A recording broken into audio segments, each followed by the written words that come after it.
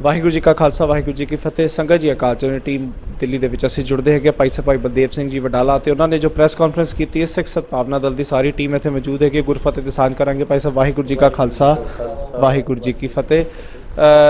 ਦਿੱਲੀ ਦੇ ਵਿੱਚ ਜੋ ਕਿ 25 ਅਕਤੂਬਰ ਨੂੰ ਰਾਸ਼ਟਰੀ ਸਿੱਖ ਸੰਗਤ ਵੱਲੋਂ ਇਹ ਪ੍ਰੋਗਰਾਮ 350 ਸਾਲਾ ਗੁਰੂ ਗੋਬਿੰਦ ਸਿੰਘ ਮਹਾਰਾਜ ਜੀ ਦੇ ਪ੍ਰਕਾਸ਼ ਪੁਰਬ ਨੂੰ ਸਮਰਪਿਤ ਮਨਾਇਆ ਜਾ ਰਿਹਾ ਹੈਗਾ। ਸਭ ਤੋਂ ਪਹਿਲਾ ਸਵਾਲ ਇਹ ਹੀ ਰਹੇਗਾ कि जो दर्शकों का भी सवाल है और राष्ट्रीय सिख संगत के लोग भी सानू सवाल करते हैं कि जे वो गुरु गोबिंद सिंह महाराज जी का 350 साल मनाते हैं तो सानू ये गुरेज क्यों करना चाहिए। इन्होंने मैनू अज भी याद है जी 1998 ਦੇ ਵਿੱਚ RSS ने कहा ਸੀ ਅਸੀਂ ਗੁਰਦੁਆਰਿਆਂ ਦੀ ਥਾਂ ਮੰਦਰਾਂ 'ਚ ਪ੍ਰਕਾਸ਼ ਕਰਕੇ ਗੁਰੂ ਗੋਬਿੰਦ ਸਿੰਘ ਸਾਹਿਬ ਦਾ ਗੁਰਪੁਰਬ ਮਨਾਵਾਂਗੇ। उस वक्त टौड़ा साहब जिउंदे सीगे। मैं फतेहगढ़ साहब की धरती ते बतौर रागी ड्यूटी करता सा।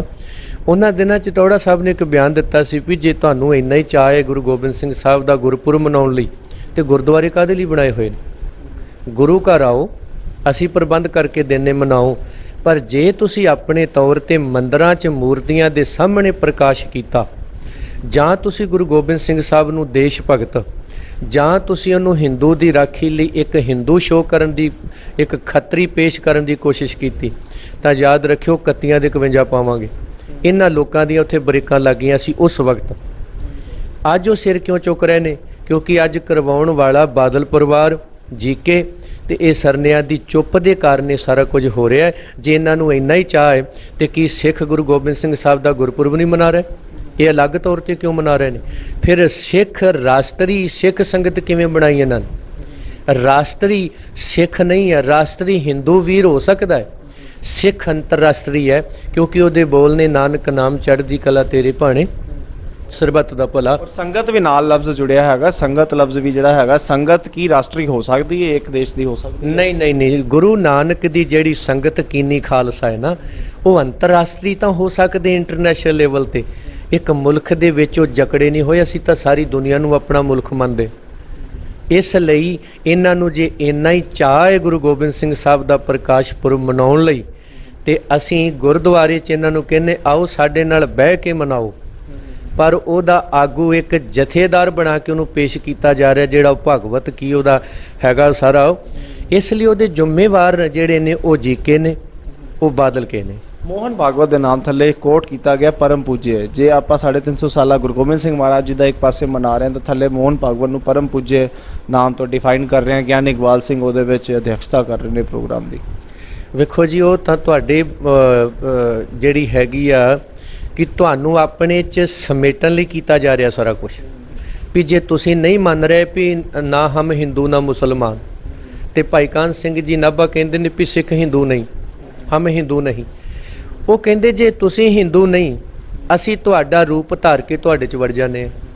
ये तुहाडा मिल गोभा करने लई सारा कुछ किया जा रहा है। ये तो बहुत कुछ लिखणगे ते लिखते रहणगे किन्ना चिर, जिन्ना चिर बादल दलियां तो सरने दल तो जां जीके वर्गे करिंदियां तो तुसीं दिल्ली कमेटी जां श्रोमणी गुरुद्वारा प्रबंधक कमेटी की आज़ादी नहीं कराउंदे। ये लोग तो होर भी बहुत कुछ लिखणगे ते लिखते रहणगे। अकाल तख्त साहब का हुक्मनामा आया 2004 ਦੇ ਵਿੱਚ ਜਿਹੜਾ ਕਹਿੰਦਾ ਹੈ ਕਿ ਸਾਨੂੰ RSS ਦੇ ਕਿਸੇ ਪ੍ਰੋਗਰਾਮ ਸਹਿਯੋਗ ਨਹੀਂ ਕਰਨਾ ਚਾਹੀਦਾ। ਤੁਹਾਡੇ ਹਿਸਾਬ ਨਾਲ ਸਾਨੂੰ 25 ਅਕਤੂਬਰ ਦੇ ਪ੍ਰੋਗਰਾਮ ਨੂੰ ਦਿੱਲੀ ਦੀ ਸੰਗਤਾਂ ਨੂੰ ਕਿੱਦਾਂ ਲੈਣਾ ਚਾਹੀਦਾ?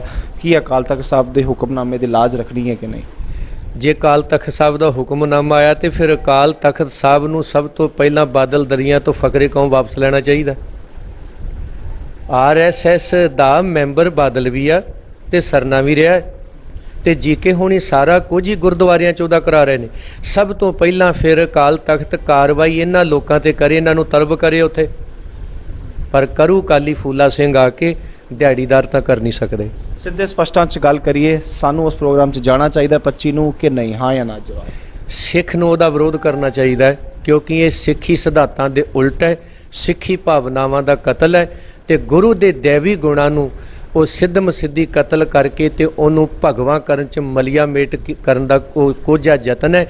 10 गुरु साहिबाना ने वडमुला योगदान पा के खालसे की होंद नूं बरकरार किया, उन्होंने प्रगट किया जिहड़ा समुची मानवता का फ्यूचर गिणिया जाता है। इसलिए असीं उहदा विरोध करते तो बाकियां नूं भी करना चाहिए। ये मैं सारिਆਂ ਨੂੰ बेनती करदा। ਤੇ ਬਟਾਲਾ ਸਾਹਿਬ ਇੱਕ ਸਵਾਲ ਹੋਰ ਰਹੇਗਾ ਕਿ ਰਾਸ਼ਟਰੀ ਸਿੱਖ ਸੰਗਤ ਨਾਲ ਜਦੋਂ ਅਸੀਂ ਗੱਲ ਕਰਦੇ ਉਹਨਾਂ ਦੇ ਸਾਨੂੰ ਕਾਲ ਆਉਂਦੇ, ਉਹ ਕਹਿੰਦੇ ਕਿ ਨਹੀਂ ਅਸੀਂ ਤੇ ਸਿੱਖੀ ਦੇ ਪ੍ਰਚਾਰ ਵਾਸਤੇ ਕੰਮ ਕਰ ਰਹੇ ਹਾਂ ਤੇ ਕਿ ਅਸੀਂ ਤੇ ਸਿੱਖ ਪੰਥ ਨੂੰ ਜੋੜਨ ਵਾਸਤੇ ਕੰਮ ਕਰ ਰਹੇ ਹਾਂ, ਨਿਆਣੇਪਨ ਵਾਸਤੇ ਗੱਲ ਕਰ ਰਹੇ ਹਾਂ। ਤੇ ਕੀ ਤੁਹਾਡੇ ਤੋਂ ਜਾਣਨਾ ਚਾਹਾਂਗੇ ਕਿ ਕੀ ਸਾਨੂੰ ਰਾਸ਼ਟਰੀ ਸਿੱਖ ਸੰਗਤ ਦੇ ਨਾਲ ਜੁੜਨਾ ਚਾਹੀਦਾ ਹੈ ਕਿ ਜੇ ਉਹ ਪ੍ਰਚਾਰ ਦਾ ਕੰਮ ਕਰ ਰਹੇ ਹੈ ਕਿ ਨਹੀਂ? ਗੁਰੂ ਨਾਨਕ ਸਾਹਿਬ ਸੱਚੇ ਪਾਤਸ਼ਾਹ ਮਹਾਰਾਜ ਜੀ ਨੇ ਸਿੱਖ ਵਿਚਾਰਧਾਰਾ ਨੂੰ ਜਨਮ ਦਿੱਤਾ ਤੇ ਗੁਰੂ ਗੋਬਿੰਦ ਸਿੰਘ ਸਾਹਿਬ ਜੀ ਨੇ ਸਿੱਖ ਵਿਚਾਰਧਾਰਾ ਤੇ ਚੱਲਣ ਵਾਲੇ ਨੂੰ ਸਿੰਘ ਆਖਿਆ ਤੇ ਸਿੰਘ ਇੱਕ ਦਾਖਲਾ ਹੈ ਤੇ ਕਮਾਉਣ ਵਾਲੇ ਨੂੰ ਖਾਲਸਾ ਆਖਿਆ। ਤੇ ਹੁਣ ਜਿਹੜਾ ਸਿੱਖੀ ਧਾਰਨ ਕਰਕੇ ਸਿੰਘ ਤੇ ਖਾਲਸੇ ਦਾ ਉਹ ਮੁਕਾਮ ਹਾਸਲ ਕਰ ਗਿਆ ਕਿ ਉਹਨੂੰ ਭਾਗਵਤ ਵਰਗੇ ਕੱਢੇ ਹੋਏ ਰਾਸ਼ਟਰੀ ਸਿੱਖ ਦੀ ਅਜੇ ਵੀ ਲੈਵਲ ਦੀ ਲੋੜ ਹੈ। ਤੇ ਜੇ ਇਹ ਲੋਕ ਅਜੇ ਵੀ ਆਪਣੇ ਆਪ ਨੂੰ ਖਾਲਸਾ ਲਿਖਣ ਵਾਲੇ ਇਹ ਚਾਹੁੰਦੇ ਨੇ ਵੀ ਰਾਸ਼ਟਰੀ ਉਹਦਾ ਹਿੱਸਾ ਬਣ ਕੇ ਮੈਂ ਕੁਝ ਪ੍ਰਾਪਤ ਕਰ ਸਕਦਾ, ਤੇ ਖਿਮਾ ਕਰ ਦਿਆ ਜੇ ਇਹਨਾਂ ਤੋਂ ਵੱਡਾ ਬੇਈਮਾਨ ਕੋਈ ਨਹੀਂ। ਤੇ ਬੇਸਿਕਲੀ ਇਹਨਾਂ ਨੂੰ ਸਿੱਖ ਕਹਿਣਾ ਗੁਨਾਹ ਹੋਊਗਾ, ਇਹਨਾਂ 'ਚ ਹਿੱਸਾ ਲੈਣਾ ਤੇ ਉਦੋਂ ਵੱਡਾ ਗੁਨਾਹ ਹੋਊਗਾ। ਅਸੀਂ ਆਪਣੇ ਗੁਰੂ ਸਾਹਿਬਾਂ ਦੇ ਸਿਧਾਂਤ ਦੇ ਕਾਤਲ ਹੋਵਾਂਗੇ। ਇਹ ਮੈਂ ਬੇਨਤੀ ਕਰਦਾ, ਗੁਰੂ ਨਾਨਕ ਦੇ ਘਰ ਦੇ ਵਿੱਚ ਸਿੱਖੀ ਹੈ ਔਰ ਸਿੱਖੀ ਕਮਾਉਣ ਵਾਲੇ ਨੂੰ ਉਹਦੇ ਵਿੱਚ ਦਾਖਲਾ ਲੈਣ ਵਾਲੇ ਨੂੰ ਸਿੰਘ ਆਖਿਆ ਜਾਂਦਾ ਹੈ ਤੇ ਕਮਾਈ ਕਰਨ ਵਾਲੇ ਨੂੰ ਖਾਲਸਾ। ਤੇ ਜਿਹੜਾ ਖਾਲਸਾ ਬਣ ਗਿਆ ਉਹਨੂੰ ਕਿਤੇ ਰਾਸ਼ਟਰੀ ਸਿੱਖ ਜਾਂ ਦੂਜੇ ਤੀਜੇ ਦੀ ਲੋੜ ਨਹੀਂ। ਇਹਦਾ ਮਤਲਬ ਇਹਨਾਂ ਦੀ ਨਜ਼ਰ 'ਚ ਗੁਰੂ ਗੋਬਿੰਦ ਸਿੰਘ ਸਾਹਿਬ ਦੀ ਮਰਜ਼ਾਦਾ ਪਿੱਛੇ ਰਹਿ ਗਈ ਤੇ ਇੱਕ ਭਗਵਤ ਵਾਲੇ ਦੀ ਉਹ ਅੱਗੇ ਚਲੀ ਗਈ। ਇਸ ਲਈ ਇਹ ਇਹਨਾਂ ਨੂੰ ਬੇਸਿਕਲੀ ਸਿੱਖ ਕਹਿਣ ਦੀ ਲੋੜ ਨਹੀਂ। ਧੰਨਵਾਦ ਕਰਾਂਗਾ। ਧੰਨਵਾਦ ਕਰਦੇ ਭਾਈ ਬਲਦੇਵ ਸਿੰਘ ਬਟਾਲਾ ਸਿੱਖ ਸਦਭਾਵਨਾ ਦਲ ਦਾ। ਵਾਹਿਗੁਰੂ ਜੀ ਕਾ ਖਾਲਸਾ, ਵਾਹਿਗੁਰੂ ਜੀ ਕੀ ਫਤਿਹ।